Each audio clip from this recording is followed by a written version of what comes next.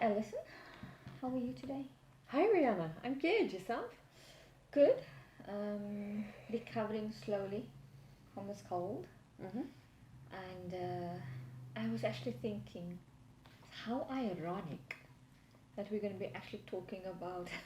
Sorry, here we go. Well-being, for sole traders. And I operate as a limited company. I work with a network of acquaintances, etc. So, of course, we don't fall under sole trader itself. Mm-hmm. But I think what we're going to be talking about today really still applies I think so too. from that perspective. You and me both. So, yeah, it'd be good to hear what you have to say and how I should actually look after my well-being. Okay. Well, this is actually following on from a session that I did at the Wellbeing at Work conference last month, and that went really well. And I developed an information sheet that people can email me for at alison@alisoncharles.co.uk or drop a message in the group, and we're going to look at some of the information on here today. But if you want a written copy, feel free to drop us a message in the group or send me a personal email and I'll send you the information sheet. But this came out of the discussions that people found useful, because I think a lot of sole traders look at well-being, and if you look at the session that we did last week about this massive, great big strategy and all the different sections that could go into that, I think the tendency can be as a sole trader to think, well, how does that relate to me? Exactly, because to be honest, like when I was listening to you last week, and I did say, it sounds like such a lot, and for companies, like, where do I start? How do we implement? But in thinking from a sole trader point of view, I'm like, but that doesn't really apply to me. It's only me. But then, like, having gone through what I've gone through this week in terms of not really being that well, I'm like, but what are the strategies that I can look at for myself as an individual to look after my well-being? Absolutely, and that's what it comes down to. And the two areas that always come to mind as a sole trader is personal well-being, the self-care and how do you look after yourself. But also, if you're in business for yourself and you're the only person making money and bringing money into the business, if you've got mortgages and bills to pay, if you get sick or something happens to you, how are you going to cover all of those expenses? So well-being for me as a sole trader is looking at those aspects. And depending on what age you are as well, there could be a third dimension of looking to the future of, well, when do I want to retire? What sort of lifestyle do I want to have? So this information thing that I put together is really aimed at helping people think about those things. And it's not do this step, do this step, and you'll be fine. It's really aimed to just engage the thought process and think about, well, what is it? What are my personal circumstances and what might be useful to think about? So, of course, number one on the list, self-care. Funny that. Very funny. Yeah. It looks like, it's like the universe was saying, like, we're going to be talking about this topic, but let's make it practical. Yeah. And I didn't want to be the guinea pig, but hey, here we are. and so if you think about some of the things that we've spoken about in the past, like we did a video called Simple Stress Busters. So everything from simple steps to just reducing stress in the moment and maybe pampering yourself a little bit, to thinking about, well, actually, what do I need to do to nourish myself? I mean, for me, it's breathing exercise, it's what I eat, it's getting to the gym. I really love a nice Epsom salt bath and a little bit of pampering. It's all of those sorts of things. What do I do when I'm stressed? How do I manage that? Getting really good quality sleep, making sure that I've got a really good support network. You know, who can I go to if I need some help? It's all of those things about, okay, well, what nourishes me as an individual? What self-help can I do? Where can I go that perhaps I don't look after myself to get more information or get more social side of things? So that's kind of step one for me, making sure that I'm as healthy as I can be. I was talking to somebody yesterday because I went to meet a couple of friends, and I met an individual then. She was actually saying, how did you start out, your own company, and how did you find yourself in the UK, etc. So we're chatting about that. And then she actually said, I take my hat off to you and all the other people that decided to start your own company, because for her, the reason why she decided that she'd rather go work for an organization is not only the peace of mind that you're getting a salary check at the end of the month, but it's also the fact that if she fell ill, she gets her paid sick days. Yeah. And like for us, if we don't work, it's no pay. And exactly Absolutely. the same when you go on holiday, no work, no pay. Yeah. And she wanted the comfort of knowing and the peace of mind knowing that she's done that. And she actually said, because she herself works for a small company, that they had a financial controller that was also an independent person like myself, that did work for them, and then he all of a sudden fell ill that he had to go into hospital for about like 3 weeks. And he didn't have any backup. He didn't work with a network of people that could have picked up his work, and that meant that there was no income coming in. So he was living off his savings, and obviously they couldn't not have somebody do their books for 3 weeks, so they had to get someone else in to do it, which meant that he lost that piece of work. And then when he came back, he took the decision he cannot take that risk any longer, and so he went to look for himself a full-time job again. So I think what you mentioned is really, really important, that if we're going to do this, then we need to put steps in place to manage that for us. And that brings us brilliantly on to step 2. Oh, see, me preempting again. Because step 2 is having a really good look at where you are now. So what are your commitments? What is it you need to do to protect yourself? Different aspects of your life that could affect you. What happens if you get sick and you can't work? Is there somebody else in the business? So if for example, I can't do my wellbeing training, we have a plan in place that I would be able to call you. So it's making sure that you you think about those things and really, okay, well, what sort of life do I want? Am I enjoying being in business for myself? What else do I need?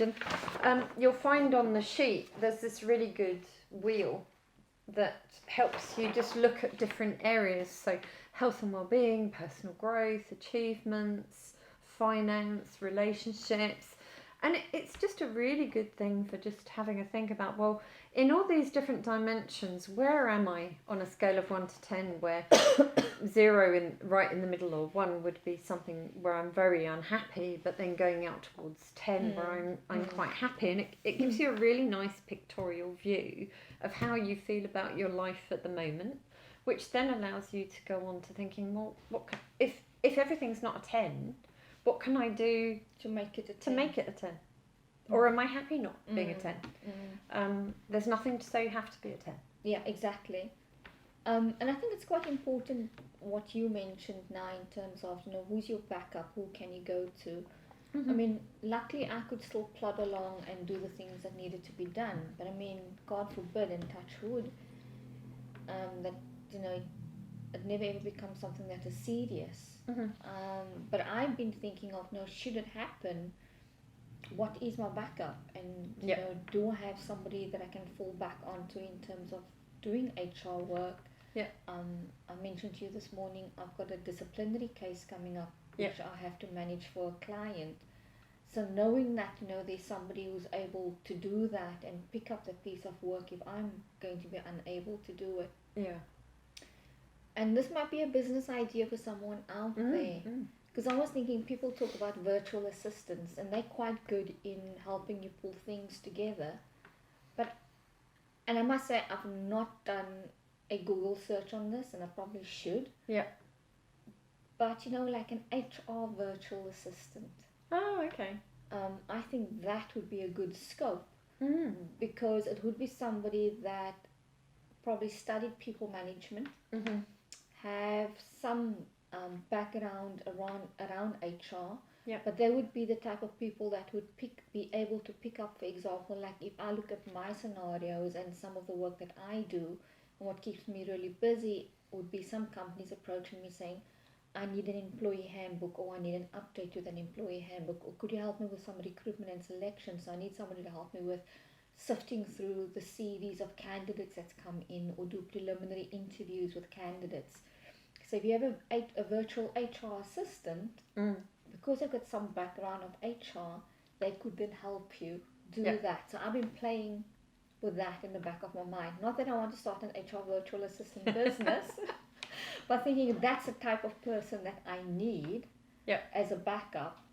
And like I said, if there isn't that out there, there's a business scope for someone to start something like that. So if I move into step 3 then, which is risk assessments, which is knowing where your risks are. So for example, for yourself, with just one of you, one of your risks, as you've just talked about it now, is the amount of work that one person can do. And so looking at mitigating that risk, if there is such a thing, is a virtual HR assistant, that perhaps the straightforward work, you could actually take on more clients if you then had a virtual assistant to push some of the day-to-day rudimentary easy stuff to, for example. Exactly. And the other thing, and I've already have a network of acquaintances that, if it is a major piece of project work related to HR, that I would be able to say, okay, I've got this project, would you like to work with me on this project? So from that basis, I have that in place. But exactly what you're saying, is it a rudimentary type of work that you'd want to give to somebody and say, you can maybe assist me with this, and pick that up.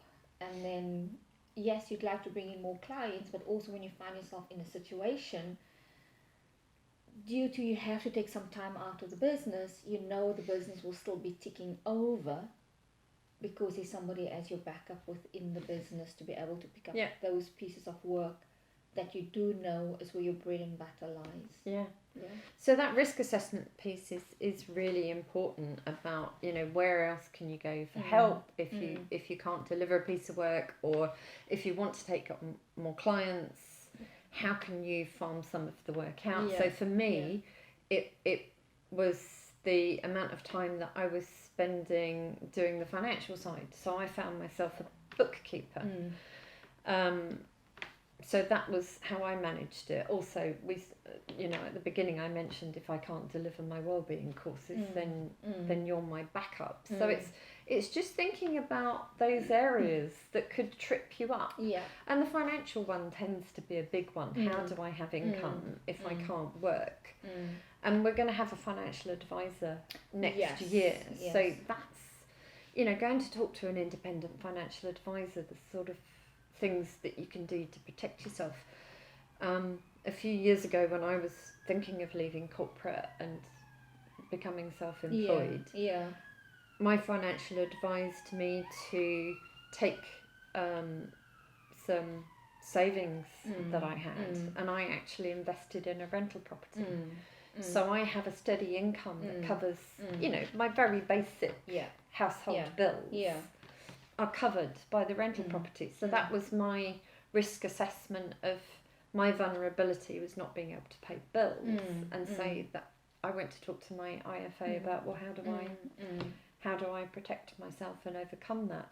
So that's a really big step to really understand where you're vulnerable and what you can Exactly. do about it. And the other thing is, if you get sick and it's something that you have to wait for the NHS, for example, to be able to go into hospital to have an operation, you can be waiting months.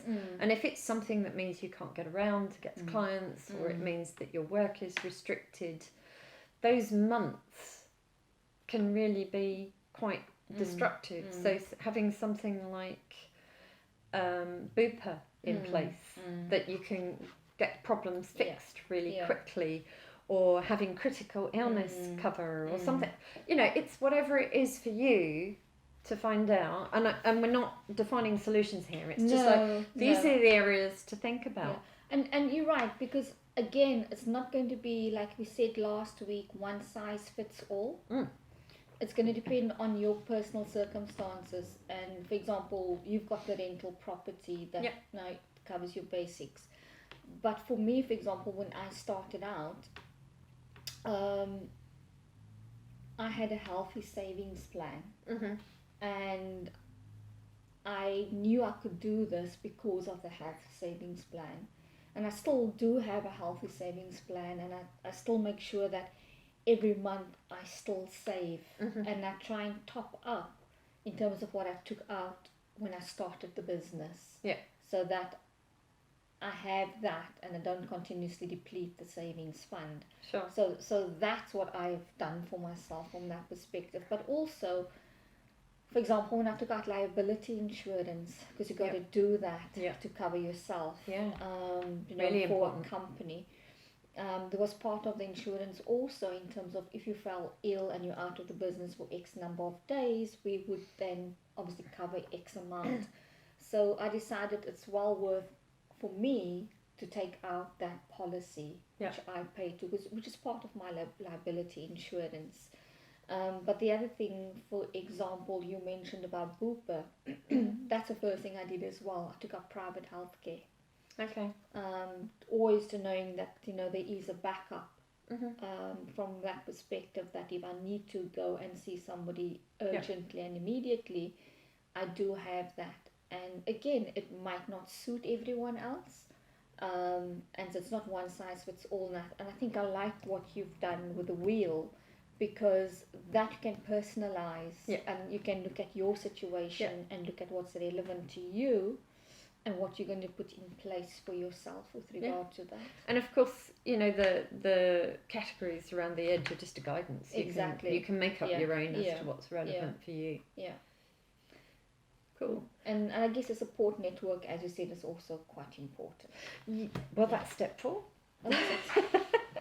Sorry, Alison, I'm stealing your thunder each time without even absolutely fine, as it. long as we get to the results. What does it matter? Having a really good support network is critical. And when people think of a support network, they tend to think of friends and family and things like that. And when you work in a big office, you have sounding boards that you can go to, you have people that you can talk to. You might not necessarily want to think about friends and family as being your business sounding board. So I think when you start in business on your own, you have to think about a wider network about that support. Things like coaches and mentors, professional organisations. If you've got a legal inquiry, having somebody like the Institute of Directors, that they've got a line that you can call, and I've got an inquiry about X, what can I do? Or I need a document that covers me for GDPR. And they'll give you the basic framework of GDPR, that you as an individual aren't expected to know absolutely everything and design absolutely everything. Part of the support network is making sure that you've got the right people or organisations in place to ask questions of and get templates from, and it's all of those sorts of things. And there's so many organisations out there. I mean, you mentioned the one, so I myself belong to the Institute of Directors, but I also belong to the Federation of Small Businesses, and they also do something similar, in that you can log on to the database and get the advice that you need with regard to certain things, and they also provide legal advice for you, to give you that peace of mind. But another support network I find that works for me, I belong to a couple of network groups. Yeah. So I go to them on a regular basis every week. Yeah. And by getting to know people, meeting people, understanding what they do, you start building up your support network within that as well, because you then have discussions with people and you learn in terms of what they've done when they've been in certain scenarios and how they've dealt with it. Yeah, absolutely. So that also becomes your support network, or it becomes a sounding board. Yeah. Because like you said, you don't always want to use your family and friends as sounding boards, but if there's somebody that's similar in terms of they've also got their own business, they've also gone through the trials and tribulations that you have, or they have been through what you're currently going through, then you can ask them how have they dealt with it and pick up advice that way. And of course you and I met at a mastermind group. Yes. That's another really good one for, Yeah. Peers keeping each other accountable and helping keep each other on point when you have to go back regularly and make a commitment to what you're going to do and then going back and reporting on how it went, but also knowing that same group will help you and pick you up and help you move forwards is so valuable when you're a sole trader. And all of that thing, it's all about creating an environment where you have a healthy mindset and that you have people that will help you, that you don't have to feel isolated, because I think as a sole trader it can be very isolating if you're not careful. Definitely. And that really impacts your well-being. And I think I've mentioned this on past videos that we've done as well. I have a business coach, and she's helped me through a lot of situations, because I think I've said this a few times as well. At times I tend to get in my own way, and I need to get out of my own way, and I found that she helped me to, in a structured way, to work through processes to be able to do that. But also, if I want somebody to give me an objective view in terms of I'm thinking about something, should I, shouldn't I, and actually it is starting to impact my peace of mind, then I know I can just pick up the phone and call her. And then she'll give me a healthy dose of reality. Absolutely. Then and that helps as well from that perspective. So once again, I think people need to look at what will work for them. And how they can implement it for themselves. To be able to then kind of go forward. Because like we said last week, it's not one size fits all. And we've seen now with the two of us, your strategies are similar but yet different to mine as well. So I think there's a lot of food for thought there about as a sole trader. Well, actually there are quite a few things that you can do to think about your own well-being strategy for you and your business, and hopefully it's given you a few ideas of the sorts of things that you can look at, but certainly look at who else can help you in your business, what you can put in place to protect you, go and get financial advice, go and look at professional bodies, networks, all of those sorts of things. And of course the last step is when you've thought about what you need to put in place, go and implement it. Sound advice. I'm actually glad to know that I am doing some of these without even realizing it. And I think for many of our viewers out there as well, I think it's almost good, because it could be an affirmation of, you know what, I have been doing this. And maybe these are the things I've not been doing, and I need to look at in terms of how I can take that and apply it if it is applicable to me. So I think good session today. So remember, you can get this resource for free. You can drop us a message in the video, or just message us on the page and we'll pick it up. Or you can email me directly at alison@alisoncharles.co.uk and I'll happily send it through to you. I hope that's been of use. I hope it was timely intervention for yourself as well. Timely. And like I said, the universe probably knew what was coming. I didn't want to be the guinea pig, but here we are. And I think you actually realise that you've got a lot more in place than you thought you had. Yeah, exactly. Yeah, which is good, and that's why I said is a good affirmation. Yeah. Yeah. Cool. Thank you everybody for watching. We look forward to seeing you next week when we'll be taking this a step further and talking about a similar topic, but in the SME arena rather than sole trader. Look forward to seeing you next week. Bye-bye. Bye.